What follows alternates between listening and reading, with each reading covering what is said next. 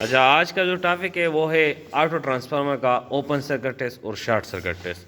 तो ये हमारे पास एक ट्रांसफार्मर है, सिंगल फेज ऑटो ट्रांसफार्मर है। ठीक है, ये हमारे पास एम्पियर मीटर है, ये हमारे पास वोल्ट मीटर है और ये हमारे पास वाट मीटर है।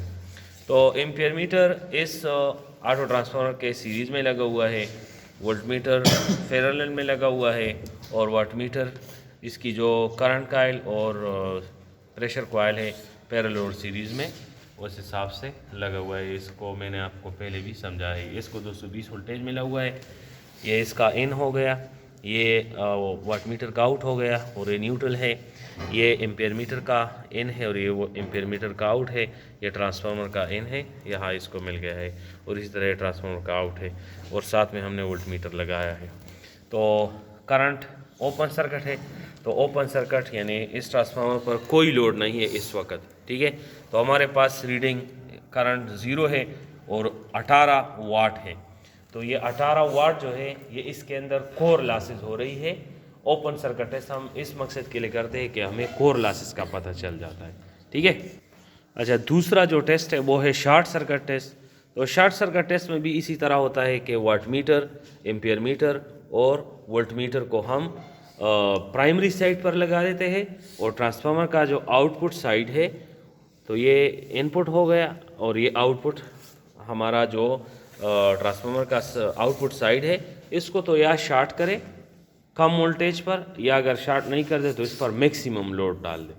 तो मैक्सिमम लोड डालने के बाद आपके पास जो जितना उसका वाट आ रहा है तो उसको माइनस करें इस वाट मीटर से, तो एक आपके पास रीडिंग आएगा। तो यहाँ पर मैं इसको ऑन कर देता हूँ, ये हमारे पास लोड है, जैसे मैंने इसको ऑन किया, ठीक है, तो देखिए हमारे पास रीडिंग आ रहा है 156-55 इसी तरह का ये हमारे पास लोड आ रहा है और करंट 0.7 समथिंग ले रहा है। तो इसकी जो वाट है ये तकरीबन 60-70 वाट है। तो अब ये ऑफ हो गया है।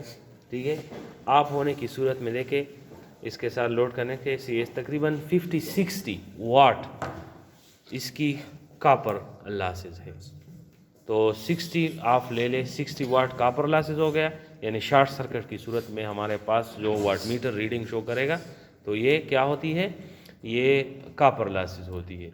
इसके अंदर जो वाइंडिंग होता है तो वाइंडिंग से हमारे पास कापर लॉसेस, चूँकि इसमें कप I2R लॉसेस होती है, उसको मालूम करने के लिए हम शॉर्ट सर्किट टेस्ट करते हैं।